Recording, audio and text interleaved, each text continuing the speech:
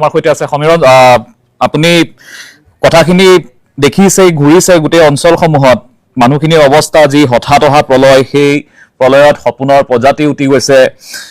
Matthew উশাহৰ হাহাকাৰ বুলি ক'ব পাৰি মানুহৰ যি মন্তব্য আমি শুনিছো আমাৰ গাৰ নোম শিয়ৰি উঠিছে ইয়াত থাকিও গম পাইছো আচলতে গোটেই কথাখিনি কি হৈছে আপুনিও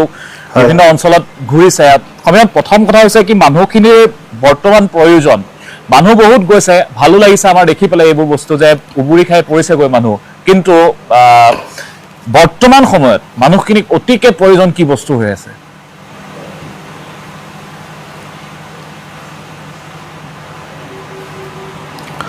হয় সিমদা ইতিমধ্যে প্ৰলয়ন কৰি ভাঙৰ কবলৰ পৰা প্ৰত্যেকটো অঞ্চলৰ ৰাইজে দুৰ্যোগৰ সৈতে সহাৱস্থান কৰি আছে আজি 12 নম্বৰটি দিনো মানুহ এতিয়াও ঘৰলৈ যাব নোৱাৰা এটা অৱস্থা আৰু এইখিনি অৱস্থাত প্ৰত্যেক ঘৰ ব্যক্তি যদিও জীয়াই আছে কিন্তু প্ৰত্যেকৰে মনত এটা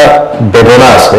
আৰু সেই বেদনাৰ সৈতে তেওঁলোক জীয়াই থাকিবৰ কাৰণে তেওঁলোকে গোটেই প্ৰক্ৰিয়াটো আগলৈ আগবঢ়াই নিবৰ কাৰণে কেনেকৈ আগবাঢ়ি যাব সেই বিষয়টোক লৈ প্ৰত্যেকগৰাকী ব্যক্তি চিন্তিত হৈ আছে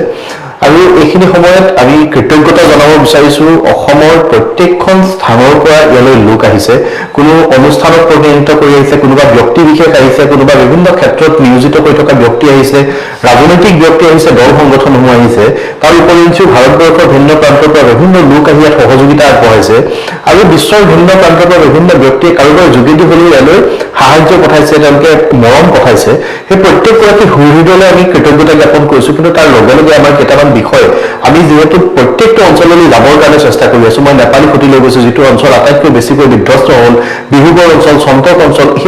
এই গোটেই স্থানবিলাকত মানুহে প্ৰথম অৱস্থাতেই ব্যাপক ক্ষতিৰ সন্মুখীন হ'ল তাৰ লগে লগে এই পানী যে 10 দিন 12 দিন চলি আছে পানীয়ে সমগ্ৰ চহৰখনৰ লগতে জিলাখনৰ অধিকাংশ স্থানেই প্লাবিত কৰি পেলাইছে আৰু বহু লোকৰ ঘৰ উটি গৈছে কোনোবা লোকৰ জীৱিকাৰ সম্বলো নোহোৱা হৈ গৈছে কোনোবাই যদি গৰু মহ পালন কৰিছে জীয়াই আছিল সেই গৰু মহৰ মৃত্যু হৈছে আৰু যদি মৃত্যু হোৱাও নাই এই 10-12টা দিন যে তাহাঁতি খাদ্যৰ অভাৱত আছে এতিয়া শেহতীয়াকৈ চৰকাৰী পক্ষৰ তৰফৰ পৰা বিভিন্ন ব্যৱস্থা কৰা হৈছে ব্যক্তিগতভাৱেও কৰা হৈছে অনুষ্ঠান প্ৰতিষ্ঠানেও কৰিছে কিন্তু এই যে জীৱিকাৰ সম্বলবোৰ মানুহৰ নোহোৱা হৈ গৈছে এইকেইটা দিনত ৰিলিফৰ সামগ্ৰী আহি আছে বিভিন্ন স্থানৰ পৰা মানুহ আহিছে চৰকাৰীভাৱেও ৰিলিফ দিবৰ কাৰণে চেষ্টা কৰা হৈছে কিন্তু আজিৰ পৰা 10 দিনৰ পাছত বা 7 দিনৰ পাছত মানুহ যেতিয়া ঘৰলৈ ঘূৰি যাব পলক আঁতৰাই নিজৰ ভেটিটো সোমাবৰ কাৰণে যেতিয়া প্ৰয়াস কৰিব সেই সময়খিনিত কিন্তু ৰিলিফৰ ব্যৱস্থাটো হয়তো নাথাকিব এতিয়া চৰকাৰে এটা এককালীন সাহায্য দিছে 15,000 টকা এই 15,000 টকাটো আচলতে পৰ্যাপ্ত কোনো কাৰণতে নহবই তেওঁলোকে এটা সমীক্ষাৰ যোগেদি কোন মানুহৰ কেনেকুৱা ধৰণৰ ক্ষতি হ'ল ন্যূনতম বস্তু বাহিনী কেইটা লৈ মানুহে পুনৰ সংসাৰখন আৰম্ভ কৰিব পৰাকৈ চৰকাৰে সাহায্য প্ৰদানৰ ব্যৱস্থা কৰিব লাগিব তাৰ লগে লগে আমি যিসকল সহৃদয় লোকে ইয়াত সহযোগিতা আগবঢ়াই আছে সকলোকে আমি দেখা পাইছো খাদ্য সামগ্ৰী পানীৰ বটল শিশু খাদ্য বিভিন্ন ধৰণৰ প্ৰয়োজনীয় বস্তু অত্যাৱশ্যকীয় সামগ্ৰীক লৈ আহিছে কাপোৰ কানি লৈ আহিছে আৰু আমাৰ তৰফৰ পৰা আমি সদৌ অসম ছাত্ৰ সন্থাৰ বহু জিলা সমিতিয়ে আমালৈ সাহায্য সামগ্ৰী প্ৰেৰণ কৰিছে খাদ্য সামগ্ৰীৰ পৰা আৰম্ভ কৰি কাপোৰ কানি তুলি গাড়ীলৈকে আমি বিতৰণ কৰাৰ ব্যৱস্থা কৰি আছো কিন্তু পৰ্যাপ্ত হোৱা নাই সকলোৱে ওচৰ পাবগৈ পৰা ব্যৱস্থা নাই ক'ৰবাত ৰোড কমিউনিকেশ্যন বেয়া ক'ৰবাত কিবা বেয়া আমি মানুহবিলাকৰ এতিয়া এটা নতুন মানে সমস্যা আমি দেখা পাইছো যে মানুহবিলাকে এতিয়া খাদ্য সামগ্ৰী পাইছে কিন্তু মানুহবিলাকে খাদ্য সামগ্ৰী পাই থবৰ কাৰণে জেগাৰ অভাৱ হৈছে কিন্তু তাৰ লগে লগে তেওঁলোকে ৰন্ধা বঢ়া কৰি খাবলৈ তেওঁলোকৰ ষ্ট'ভটো হয়তো পানীত উঠি গৈছে চিলিণ্ডাৰটো হয়তো পলসত ফুট গুচি গৈছে আৰু যিসমূহ বাচন বৰ্তনত তেওঁলোকে ৰন্ধা বঢ়া কৰে সেই সকলোবিলাক কোনো স্থানত নোহোৱা হৈ গৈছে বহু লোক তেনেকুৱাকৈ দুৰ্যোগৰ সন্মুখীন হৈছে সেই তেওঁলোকে অসুবিধাটোৰ সৈতে সহাৱস্থান কৰি আছে এতিয়া যদি কোনো লোকে পুনৰ ইয়ালৈ আহিব খোজে অৰ্থ সাহায্য তেওঁলোকে যদি দিব খোজে ব্যক্তিবিলাকৰ হাতত নগদ ধনৰ অভাৱ ঘটিছে কাৰণ বহু লোক এনেকুৱা আছে যিসকলে দিন হাজিৰা কৰি খায় বা আন কিবা ব্যৱস্থাপনাৰে তেওঁলোক জীয়াই থাকে সেইসকল লোকৰ হাতলৈ নগদ ধনটো অহা বন্ধ হৈ গৈছে কামলৈ যাব পৰা নাই কামলৈ যাব নোৱাৰা এটা পৰিৱেশ হৈছে এই ব্যক্তিবিলাকক আমি ন্যূনতম কিবা এটা ধন যদি কোনোবা এগৰাকী ব্যক্তি ইচ্ছা কৰিছে যে 5গৰাকী ব্যক্তি সহায় কৰিব হয়তো নগদ ধনেৰে সহায় কৰিব পাৰে নহলে বাচন বৰ্তন ফিল্টাৰ এটা গেছৰ ষ্ট'ভ অৰ্থাৎ এনেকুৱা হৈছে খোৱা বস্তু গৈছে যিসমূহ খাদ্য সামগ্ৰী সেইসমূহ ৰান্ধিবলৈ বাচন বৰ্তন নাই আৰু টকাৰ অভাৱ হৈছে সমীৰণ মই আকৌ আপোনাৰ ওচৰলৈ যাম অকণমান মই ষ্টুডিঅ'লৈ আহিব খুজিছো এই মুহূৰ্তত সদিচ্ছা NGOৰ বনাশ্ৰী বৰুৱা আছে আমাৰ সৈতে বনাশ্ৰী বৰুৱা আপুনি বিভিন্ন বানাক্ৰান্ত অঞ্চললৈ গৈছে কি দেখিলে আৰু আপুনি কি ভাবে একদম বৰ্তমান সময়খিনিত আটাইতকৈ প্ৰয়োজন হোৱা বস্তুখিনি আমি এতিয়ালৈকে দুটা পৰ্যায়ত আমি কাম কৰিলো প্ৰথম আমি গৈছিলো বিহুবৰ নেপালী খুঁটি একদম শেষ হৈ গৈছে গাঁওখন একেবাৰে শেষ হৈ গৈছে তাত একোৱে নাই গোটেই পলসে বেৰি পেলাইছে আমি প্ৰথমতে যেতিয়া মানে ভাবিছোঁ আৰু কামটো কৰি আমি 23 তাৰিখে আমি ডিচাইড কৰিছোঁ আমি আমাৰ সদস্যখিনিয়ে প্ৰথমতে নিজৰ ফালৰ পৰা কিছু সংখ্যক পইচা দি পেলাই তাৰপিছতে আমি কিবা এটা 100মান মানুহৰ বাবে আমি কিবা এটা কৰিম বুলি তেনেকৈ ভাবিলোঁ তাৰপিছতে সৰুকৈ এখন চিঠি লিখি পেলাই আমাৰ সতীৰ্থসকল আমাৰ বন্ধুবৰ্গৰ মাজত সেইখন বিলাই দিলোঁ যে আমি আপোনালোকৰ পাৰে সহায় কৰিব বুলি কিন্তু আচৰিত ধৰণে প্ৰায় 2 দিনৰ ভিতৰত আমাৰ যথেষ্টখিনি আমাক সহায় পালোঁ গতিকে আমাৰ উৎসাহো আহিলে আৰু গতিকে আমি 2000মান মানুহৰ কাৰণে আমি ভাবিলোঁ আমি সহায় কৰিম খুব ভাল কথা 100 মানুহৰ পৰা আপোনালোকে ভাবিছিলে 2000 মানুহৰ কাৰণে অসমবাসীৰ মৰম আচলতে অসমবাসীৰ মৰম আমাৰ আৰু গতিকে কিন্তু যেতিয়া আমি গম পালোঁ নিউজ চেনেলবিলাকত দেখি আছোঁ যে ৰাস্তাৰ ৰাতিতে মানুহে ভিতৰলৈ বস্তু পোৱাগৈ নাই ৰাস্তাৰ ৰাতিতে শিবিৰবিলাকৰ মানুহে হেতাৰ পৰা লগাইছে হয় লগাব তেওঁলোকৰ পৰিস্থিতিও আমি বুজি পাইছোঁ কিন্তু আমাৰ মূল উদ্দেশ্যটো আছিলে ভিতৰৰ যিখিনি গাঁৱৰ মানুহে পোৱা নাই আমাক তেওঁলোকৰ আমি বস্তুখিনি দিবৰ বাবে এই ক্ষেত্ৰত আমাক সমুজ্জ্বল ভট্টাচাৰ্য ডাঙৰীয়াই যথেষ্ট সহায় কৰিলে তেওঁ আমাক শিৱসাগৰ জিলাৰ আছুৰ সভাপতি মানৱ হাজৰিকা ডাঙৰীয়াৰ লগত আমাক যোগাযোগ কৰাই দিলে আমি মানৱ হাজৰিকা ডাঙৰীয়াৰ লগত কথা পাতিলোঁ আমি প্ৰথম শিমলুগুৰিলৈ গ'লোঁ তেওঁলোকৰ অফিচলৈ আছুৰ অফিচলৈ তেতিয়া মানৱ হাজৰিকা তেওঁৰ সতীৰ্থৰ সহায় লৈ পেলাই আমি হেৰিৰ ফালে নেপালী খুঁটিৰ ফালে আগবাঢ়িলোঁ কিন্তু নেপালী খুঁটি বা বিহুবৰত যিটো অৱস্থা আমি যিখন ভেন লৈ গৈছিলোঁ বলেৰো ভেন আমাৰ ইনোভা একো নোসোমায় গতিকে তেওঁলোকে আকৌ দুখন কেম্পা ভেন বুলি কয় কয়লা নিয়ে যে তেনেকুৱা দুখন ভেনত আমিও উঠিলোঁ আমাৰ লগত বস্তুখিনি দুখন ভেনত তেনেকৈ লৈ গ'লোঁ আগত গোটেই পানী মানে অৱস্থা একেবাৰে বেয়া ঘৰ চৰটো একো নাই গাড়ীবোৰ পলসত ডুবি গৈছে গৰু আছিলে 3000 গৰুৰ ভিতৰত 15-20মান গৰু আছে এতিয়া নেপালী খুঁটিত মন্তব্য হৈছে সেইদিনাখন আমালৈ আচলতে খুব বেয়া অৱস্থা এটা হৈছে দুৰ্গন্ধ আমি মানে দুখনকে মাস্ক মাৰি লৈছোঁ তথাপিও মানে সেই গোন্ধটো পাইছোঁ আৰু হেৰি কৰিব পৰা নাই যেতিয়া গৈ নেপালী খুঁটি পালোঁগৈ বিহুবৰ পালোঁ প্ৰথমতে তেওঁলোকক সুধিলোঁ তেওঁলোকৰ মানে মুখত সাংঘাতিক ধৰণৰ এটা হাঁহি দেখিছোঁ এতিয়া ভাল লাগিলে তেওঁলোকে মানে কিবা এটা আশা কৰিছে কিবা এটা পাইছে আমি সুধিলোঁ আপোনালোকে বোলে আপোনালোকৰ গাড়ীখন 3 নম্বৰ গাড়ী এতিয়ালৈকে আমি একো বস্তুৱে পোৱা নাই আমি তেতিয়া প্ৰথমতে চেনিটেৰী পেড আমি তাৰমানে 7 বছৰৰ পৰা আমাৰ 7 বছৰ হ'ল আমি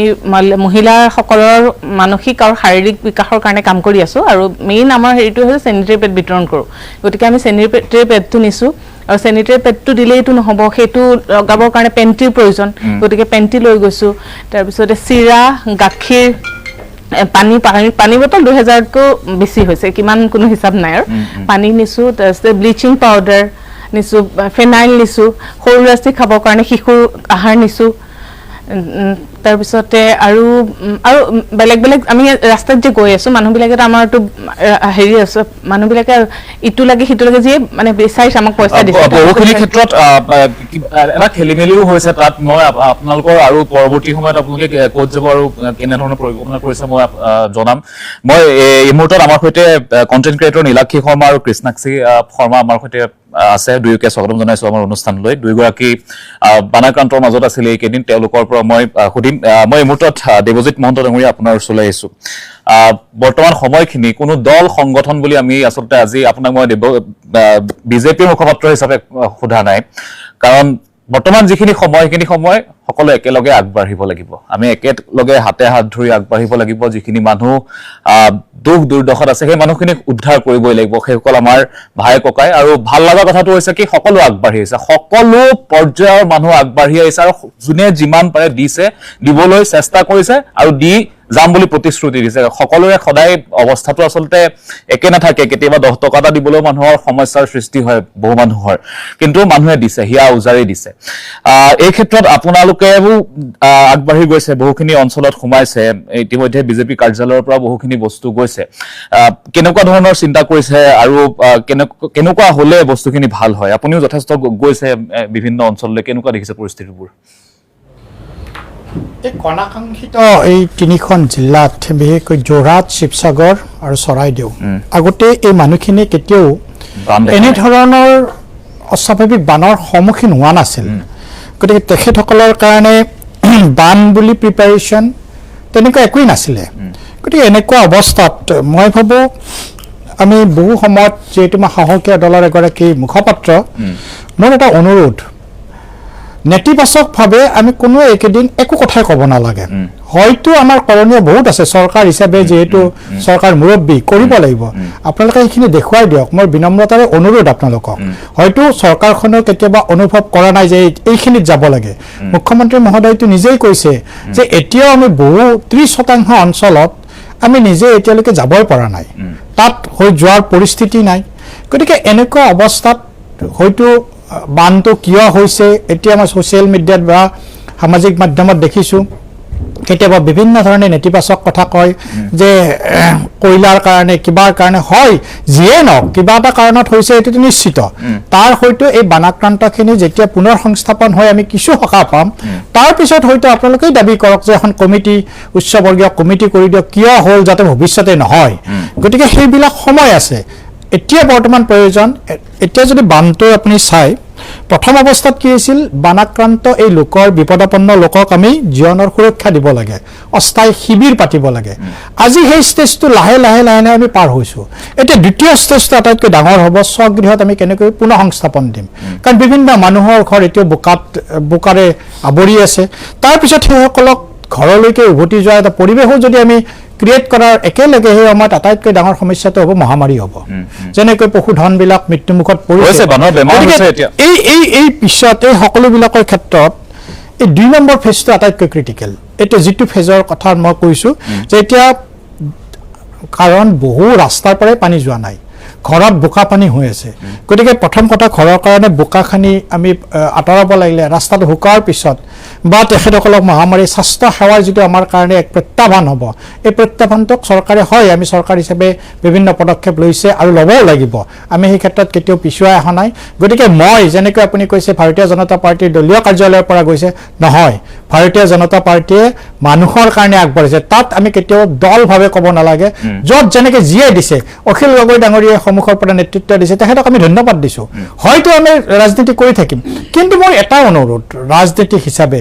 যেনেকৈ প্ৰেছমিট পাতি কিছুমান উপলঙা সূচক কিছুমান নেতিবাচক কথা তেখেতেও কয় যে 10,000 টকা দিবই লাগিব প্ৰত্যেকজনক কিন্তু এতিয়াতো পিছত যেতিয়া আমি পৰ্যালোচনা কৰি 15,000 টকাই দিয়া হ'ল এতিয়া কৈছে 10 লাখ দিব লাগিব আমি যদি কিছুদিন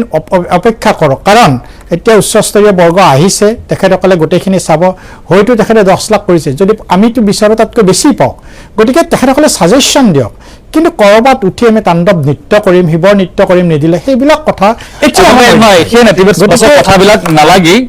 বৰ্তমান সময়খিনিত যিটো হৈছে আমি একদম নেতিবাচক আৰু এটা কথা মই কওঁ আজি আপুনি যদি চাই মই দেখিছোঁ হয়তো আপুনি যদি লক্ষ্য কৰিছে নে কৰা নাই যে বহুতে এনেকুৱা এখন ছ'চিয়েল মিডিয়াত স্লাইড ভাইৰেল কৰি আছে নিগেটিভ পজিটিভ দুটা কথাই কৈছে যে ভাৰত চৰকাৰে 2,117 কোটি টকা বিভিন্ন ৰাজ্যলৈকে বানৰ অনুদান SDRF-লৈকে দিছে আৰু তাৰ ভিতৰত অসমক 4 নম্বৰত দিছে 379.35 crore এইটো কথা এনেকৈ আমি কেতিয়াও নকৰিব মোৰ অনুৰোধ আপোনালোকে এই পইচাখিনি দিছে SDRF-লৈকে এতিয়াও ক্ষয়ক্ষতিৰ হিচাপ 7 তাৰিখে যেতিয়া সাবমিট কৰিব তাৰে পিছতে এক্সুৱেল ফিগাৰটো আহিব গতিকে এনেকৈ যেতিয়া আপোনালোকে গোটেই গুৰিখিনি নজনাকৈ আহক এইটো সময়ত সহায় লাগে দল পিছত কৰিম ৰাজনীতি পিছত কৰিম আমি সকলোৱে চৰকাৰে যদি দিছে চৰকাৰৰ লগত আপুনি সহযোগিতা কৰক মানে একেলগে আগবাঢ়িব লাগিব আমি খোজ একেলগে দিব লাগিব কথাটো হেতু আৰু অসমীয়া কৰি দেখুৱাইছে হেতু অসমীয়াই কৰি দেখুৱাইছে মানুহৰ ঘৰত টকা পইচা নাথাকিব পাৰে অসমৰ মানুহৰ অন্তৰখন কিমান বহল তাৰ এটা মই মাত্ৰ উদাহৰণ দিছোঁ কিমান বহল আমি জেনেৰেলি যেতিয়া ধেমাজি লখিমপুৰ কওঁ তেখেতসকলে কৰবাত নহয় কৰবাত বানপানীৰ কথাটো জানে তেখেতসকলে এইটো কথাও জানে বানপানী হ'লে মথাউৰিত আহিব লাগিব বা যেটো আমাৰ নেশ্যনেল হাইৱেত আহি তাত বসবাস কৰিব লাগে কিন্তু সেই মানুহখিনি যিমানখিনি নাও বা SDRF যিমানখিনি অতিৰিক্তভাৱে পাইছে সেই তাৰে more than 70 to 80% নাওৰ পৰা আহিছে জানেনে লখিমপুৰ আৰু ধেমাজিৰ পৰা আহিছে এটা কথা ভাবক যিয়ে জানে যে কালিলৈকে বৰষুণ দিলে অৰুণাচলত বৰষুণ দিলে মই বানপানীত সন্মুখীন হ'ম সেই সন্মুখীন হ'ব বুলি জানিও নিজৰ নাওখন শিৱসাগৰলৈকে পঠাইছে যোৰহাটলৈকে তেনেকুৱা হ'ব লাগে মই এইখিনিতে আৰু এটা কথা কৈ থব খুজিছোঁ মই দেখিছোঁ ফেচবুক বা বিভিন্ন ছ'চিয়েল প্লেটফৰ্মত আমাৰ অসমৰ মানুহখিনিৰ বাহিৰৰ পৰা বহু সাহায্য হৈছে শিখ সম্প্ৰদায়ৰ লোকসকলে আমাক যথেষ্ট সহায় কৰিছে হেলিকপ্টাৰে বস্তু অনা আমি দেখিছোঁ তেওঁলোকে বিভিন্ন দুৰ্গম স্থানলৈ গৈছে বহু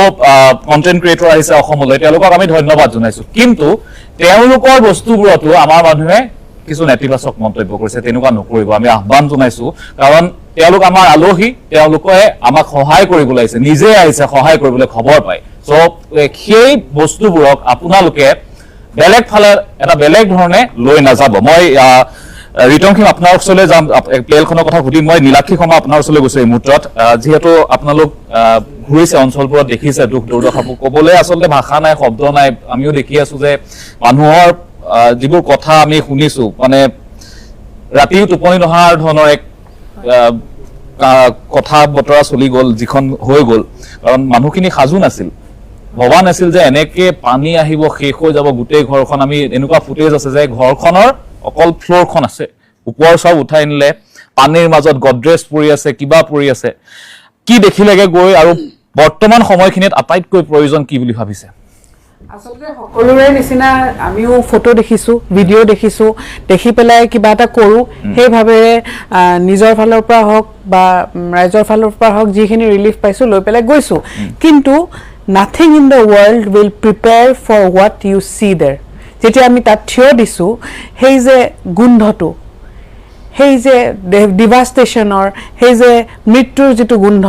সেই গোন্ধটোৰ কাৰণে আপোনাক জীৱনত একো বস্তুৱে প্ৰিপেয়াৰ কৰিব নোৱাৰে। সেই যে অসহায় মানুহখিনিয়ে এইটো সুধি থকা নাই, যেতিয়া আমাৰ মুখলৈ চাই পেলাই ৰিলিফৰ পেকেটটো লৈছে, এইটো চাই থকা নাই যে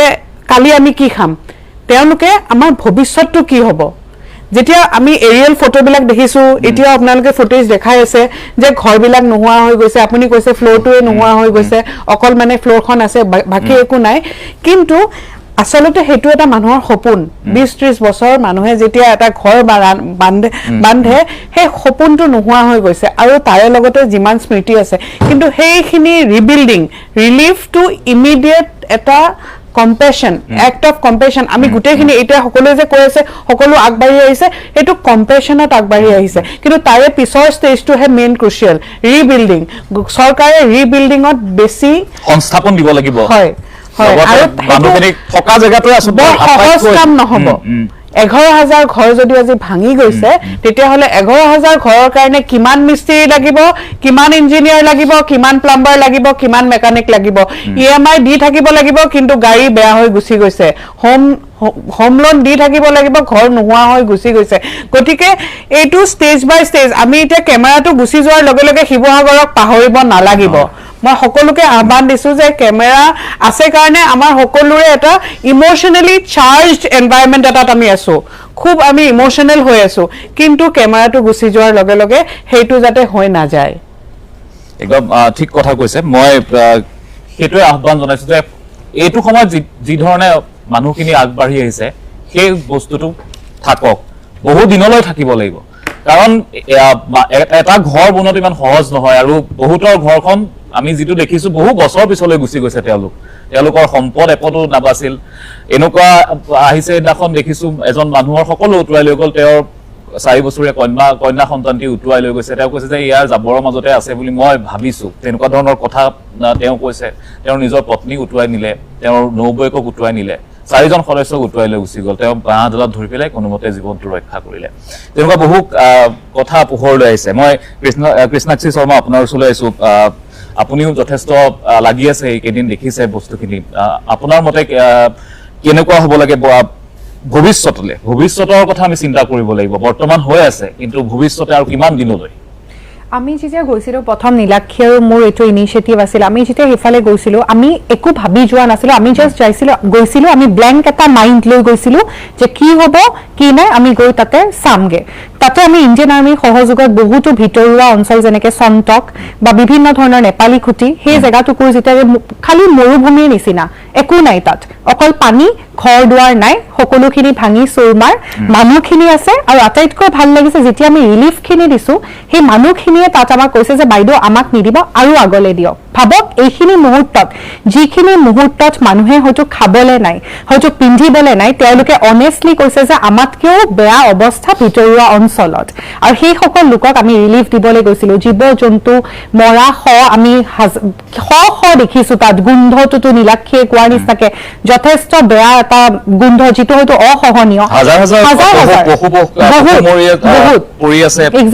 বিচাৰি পোৱা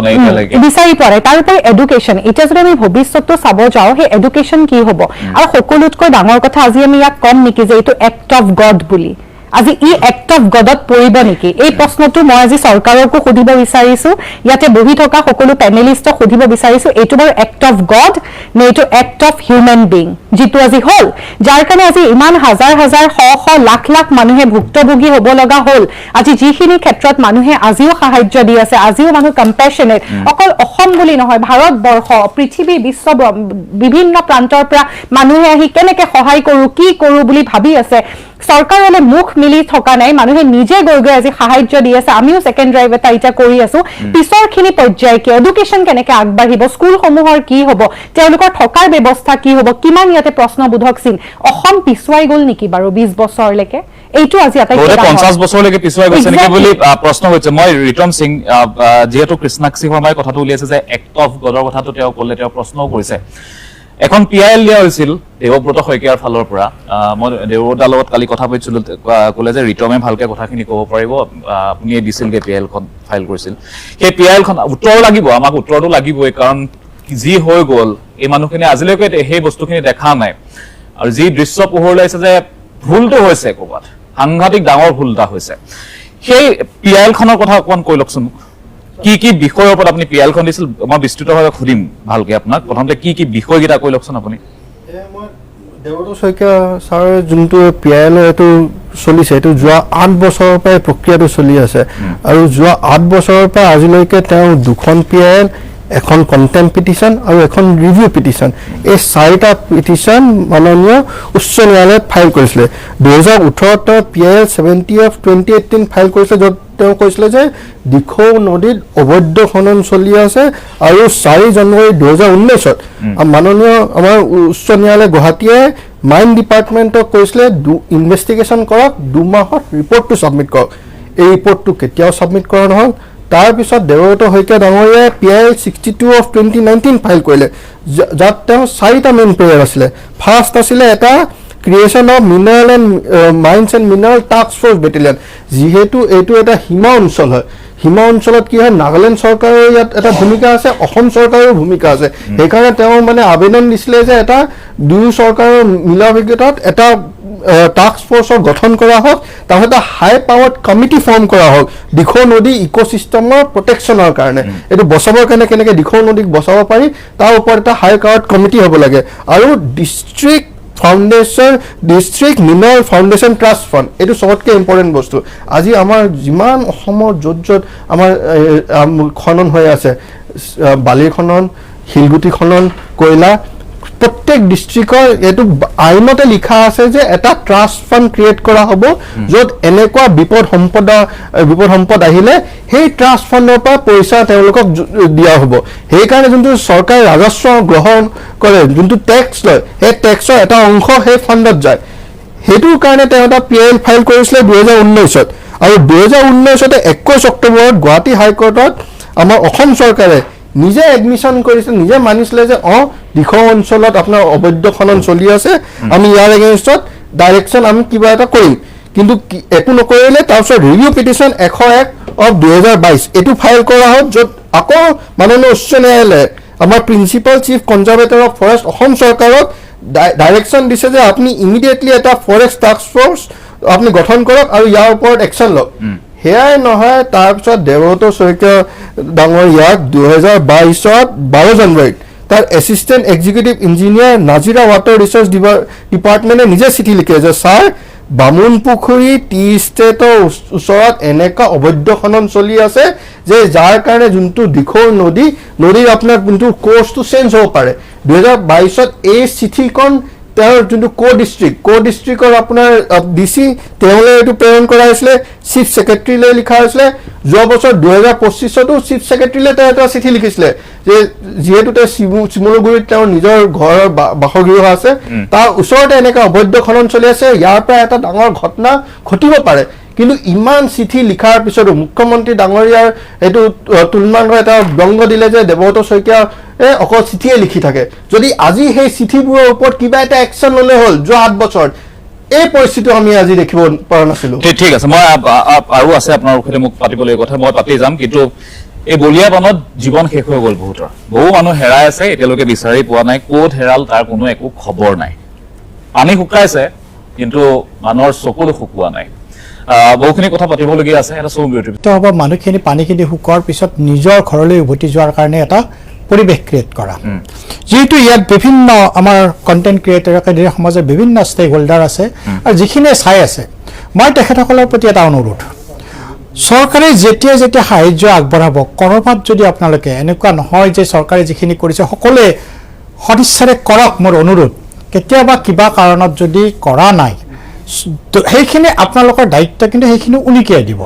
তাত কেতিয়াও চৰকাৰ হিচাপে মই আপোনালোকক আশ্বস্ত কৰিছোঁ, সাহসীয়া দলৰ প্ৰতিনিধি হিচাপে আমি কেতিয়াও বেয়া নাপাওঁ, কেতিয়াও বেয়া নাপাওঁ। হয়তো ফিনাইলখিনি গৈছে, ডিষ্ট্ৰিবিউট কৰা নাই, সেইটোতো হ'ব পাৰে। গতিকে আল্টিমেটলি এই দায়িত্বটো আমি সকলোৱে ল'ব লাগিব। তাত আমি নেতিবাচক নহয় যে এইখিনিত পোৱা নাই, ইয়াত দিয়ক। ইয়াত ফেনাইল আছে, ঔষধ নাই। ইয়াত সৰু ল'ৰা ছোৱালীৰ কাৰণে খাদ্য নাই। সেইখিনিৰ দায়িত্ব আমি সকলোৱে মিলি ল'ব লাগিব। হয়, চৰকাৰৰ ভূমিকা আটাইতকৈ বেছি, চৰকাৰে এইখিনি দিয়াৰ ব্যৱস্থা কৰিব। দ্বিতীয়তে, যেনেকৈ এক্ট অফ গডৰ কথা কওঁতেই আগতে ইঞ্চুৰেঞ্চৰ সময়ত মোৰেই মনত পৰে, কেতিয়াবা আমি বানপানী হ'লে কিবা হ'লে এইটো বানপানীৰ দ্বাৰা কাভাৰ নহয় বুলি কয়। আমাৰ মাননীয় মুখ্যমন্ত্ৰী মহোদয়ে এই যে যিমান মানুহক এতিয়া যেতিয়া ঘূৰি যাব ঘৰটোলৈকে, তাৰপিছত জীৱিকা, তাৰপিছত তেখেতসকলৰ দুচকীয়া, চাৰিচকীয়া বা ছচকীয়া গাড়ী আছে, বানপানীৰ ফলত কাৰোবাৰ উটি গৈছে, কাৰোবাৰ আংশিকভাৱে ক্ষয়ক্ষতি হৈছে, জেনেৰেলি সেই ব্যৱস্থাটোৰ কাৰণে মুখ্যমন্ত্ৰী মহোদয় এই সপ্তাহতে গোটেই যিখিনি বীমাৰ লগত জড়িত ব্যক্তি আছে তেখেতসকলৰ এটা উচ্চস্তৰীয় বৈঠক কৰিব, যিটো হয়তো আজিলৈকে আমি সৰ্বভাৰতীয় পৰ্যায়ত এনেধৰণে কেতিয়াও দেখা নাই। গতিকে চৰকাৰ হিচাপে আমি সম্পূৰ্ণভাৱে আপোনালোকক আশ্বস্ত কৰিছোঁ, যেনেকৈ ইতিমধ্যে কৰিছে। গাড়ীখনৰ EMI-টো আমি হয়তো 6 মাহ বিচাৰিছিলোঁ, কিন্তু তাত 6 মাহ পিছুৱাই দিয়াৰ লগে লগে আৰু এটা বছৰো এক্সটেণ্ড কৰি দিয়া গৈছে, যাতে EMI পৰিমাণটো কম হয়, ক'ৰবাত নহয় ক'ৰবাত কিবা নহয় কিবা ধৰণে সহায় হওক। শিক্ষাৰ্থীসকলৰ কিতাপ পত্ৰ দিলেইতো নহয়, তেখেতসকলৰ জন্মৰ প্ৰমাণ পত্ৰ, আনকি জাতিগত প্ৰমাণ পত্ৰ, এই সকলোবিলাক বহুতৰে নোহোৱা হৈছে। এই সকলোবিলাক আমি চৰকাৰে সম্পূৰ্ণভাৱে কোনো ধৰণৰ হেৰি নোলোৱাকৈ, পইচা পাতি নোলোৱাকৈ বিনামূলীয়াকৈ দিব বুলি শিক্ষা বিভাগে ইতিমধ্যে ঘোষণা কৰিছে। গতিকে আমি ইতিমধ্যে দেখিছোঁ যে এটা হেৰিত মতে প্ৰায় ৭৫,০০০তকৈও বেছি পশুধনৰ মৃত্যু হৈছে। গতিকে এই দুৰ্গন্ধ হ'ব। সেইকাৰণে বিভিন্ন ধৰণৰ স্বাস্থ্যৰ লগত জড়িত বিশেষজ্ঞৰ লগত কথা পতা হৈছে। প্ৰথমবাৰ ভাৰতত যদি চাই এনে বানপানীৰ সময়ত বেংকিং ব্যৱস্থাৰ, বেংকৰ লগত জড়িত সকলো মানুহৰ লগত মুখ্যমন্ত্ৰী ডাঙৰীয়াই নিজে উদ্যোগ লৈ কথা পাতিছে। খালি মোৰ এটা অনুৰোধ, কেতিয়াও আমি এনেকৈ ক'ব নালাগে যে চৰকাৰে 15,000 টকা দি আশ্বস্ত কৰিব বিচাৰিছে, এইটো কেতিয়াও কৰা নাই। সেইখিনি সময়ত 15,000 টকা এইকাৰণে দিয়া হৈছিল, মানুহৰ হাতত পইচা নাছিল। এটা বটল কিনিবলৈকে বা যিকোনো সময়ত অকণমান সময় নগদ ধন থাকিলেও কিবা এটা হেল্প হ'ব বুলি তেখেতসকলৰ সাহসটো আহিব বুলি নাছিল। গতিকে পৰ্যায়ক্ৰমে যি পৰ্যায়ত যেতিয়া লাগে, এতিয়া হয়তো স্কুল ঘৰ, নিজৰ ঘৰসমূহ বোকাৰ পৰা মুক্ত কৰাৰ কাৰণে 2 লাখকৈ টকাৰ আবণ্টন দিছে। কথাটো আহিছিলে, আমাৰ সমীৰণ ফুকন ডাঙৰীয়াও কৈছিলে যে বানপানীটো হৈছে, কিবা নহয় কিবা কাৰণত হৈছে।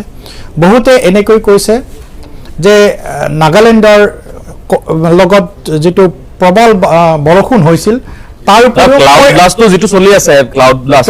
বুলি কৈছে, ক্লাউড ব্লাষ্ট নহয়, কিন্তু বহুতে কৈছে যে কয়লা খনিৰ লগত জড়িত বিষয়টো আছে। বেয়া ভাবি কোনো ভাবিব নালাগে। মই যদিও সাহসীয়া দলৰ প্ৰতিনিধি, আমাৰ সকলোৰে এটা কি সপোন থাকে কওকচোন, নিজৰ ঘৰটো বনোৱা, আপোন ঘৰটো বনাব যাওঁতে আমাক শিল বালি সকলো লাগে। শিল বালি আনিব যাওঁতে খনন হয়। প্ৰত্যাহ্বান আমি চৰকাৰ হিচাপে গ্ৰহণ কৰিম, যাতে সপোনৰ ঘৰটো বনাবলৈ যায় প্ৰাকৃতিক ভাৰসাম্যটো নোহোৱা নহয়। হয়, কয়লাৰ কথা কৈছে, মই এইটো অস্বীকাৰ কৰা নাই, চৰকাৰী পক্ষৰ বহু মানুহ তাত জড়িত হৈ নাই, কিন্তু একেই ধৰণে সকলো দলৰ মানুহেই কোনোবাই নহয় কোনোবাই জড়িত হৈ আছে। আমি তাক উৎসাহিত কৰা নাই, বেয়াটো সদায় বেয়া। খালি এইটো কথা, যেনেকৈ নাগালেণ্ডৰ কথাটো কৈছিল, আমাৰ অসমৰ ক্ষেত্ৰত আজিৰ প্ৰেক্ষাপটত কোনো বেয়া পাব নালাগে। মই আপোনালোকৰ আৱেগক আঘাত কৰিব খোজা নাই, কিন্তু কথাটো উলিওৱাৰ কাৰণে মই কওঁ, অসমৰ সম্পদখিনি ৰাষ্ট্ৰীয় সম্পদ বুলি গণ্য কৰা হয়। তাৰমানে অসমত যদি কয়লা থাকে সেইটো ৰাষ্ট্ৰৰ অধীনত থাকে। কিন্তু আৰ্টিকেল 371A সেয়ে নাগালেণ্ডক এটা বিশেষ জুৰিডিকেশ্যন দিছে তাত যিবিলাক সম্পত্তি থাকে সেইখিনি সেই ৰাজ্যখনৰ চৰকাৰৰ অধীনত থাকে ঠিক আছে এই সকলোবিলাক সূক্ষ্মভাৱে আমি পৰ্যালোচনা কৰিব লাগিব শেষত মোৰ এটা অনুৰোধ সকলোৰে সহযোগিতাৰে আহক কৰবাত নহয় কৰবাত বেয়াখিনিটো হৈ গৈছে আমি সকলোৰে মাজত সচেতনতা আনি নতুনভাৱে সকলোকে আগুৱাই অনাৰ সকলে হাতে হাত ধৰি আগুৱাই লাগিব একেবাৰে শেষত আপোনাৰ ওচৰলৈ গৈছো ছাত্ৰ ছাত্ৰীসকলৰ প্ৰতি যথেষ্ট দায়িত্ব আছে সদৌ অসম ছাত্ৰ সন্থাৰ লগতে সকলোৰে আছে কিন্তু সদৌ অসম ছাত্ৰ সন্থাই কি ভাবিছে যে এই ছাত্ৰ ছাত্ৰীসকলৰ ভৱিষ্যতটোক লৈ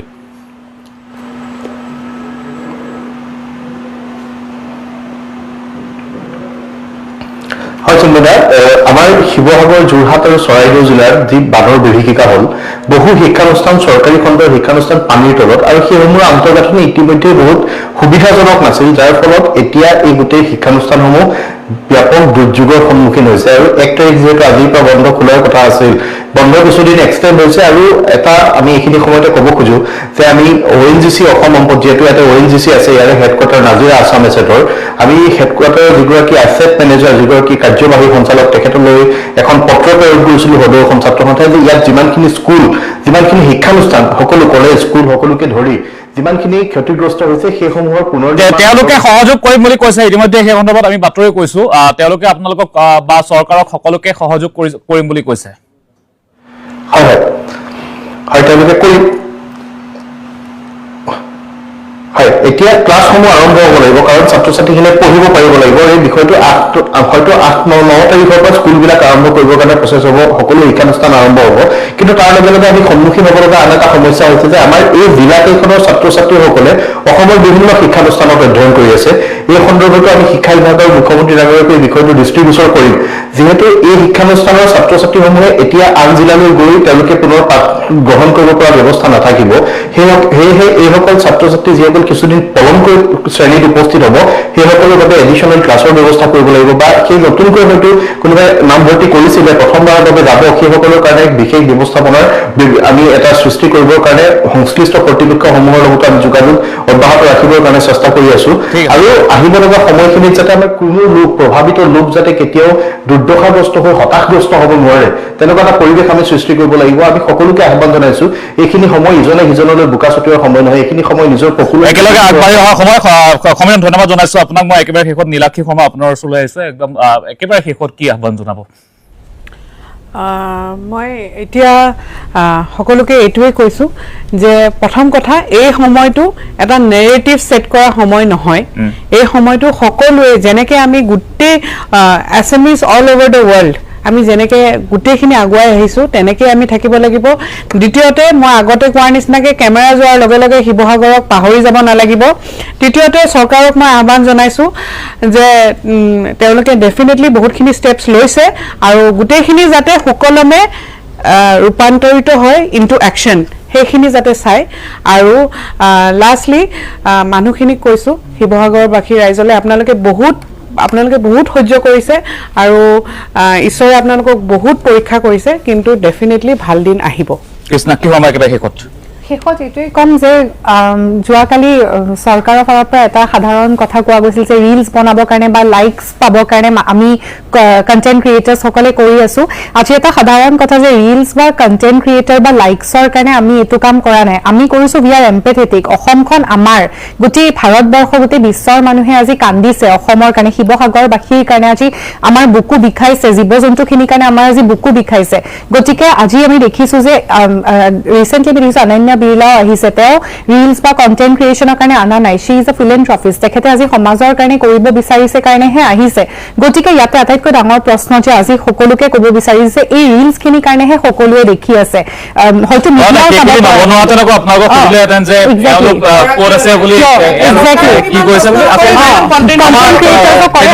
নেতিবাচক কথা বতৰা চলি আছে সেই নেতিবাচক সকলো আঁতৰাই হাতে হাত ধৰি একেলগে আগবাঢ়িব লাগিব অসমবাসীয়ে ইতিমধ্যে দেখুৱাইছে আৰু অনাগত সময়তো দেখুৱাই দিব লাগিব যে অসম অসমীয়াৰ বাবে আৰু এইখন অসম ৰূপ কোঁৱৰ জ্যোতিপ্ৰসাদ আগৰৱালা এইখন অসম কলাগুৰু বিষ্ণুপ্ৰসাদ ৰাভাৰ এইখন অসম ভূপেন হাজৰিকা এইখন অসম জুবিন গাৰ্গৰ সেই অসমবাসীয়ে দেখুৱাইছে আৰু পৰৱৰ্তী সময়তো ভৱিষ্যতলৈ দেখুৱাব লাগিব চৰকাৰক প্ৰশ্ন কৰিব লাগিব আৰু চৰকাৰে সকলো শুনি চালি জাৰি কি ব্যৱস্থা ল'ব সেয়া ৰাইজৰ ভালৰ বাবে কৰি যাব লাগিব। এই অনুষ্ঠান আজি ইমানতে সামৰিছো, সকলোকে ধন্যবাদ জনাইছো এই অনুষ্ঠানত অহাৰ বাবে, ইমানখিনি সময় দিয়াৰ বাবে। নমস্কাৰ।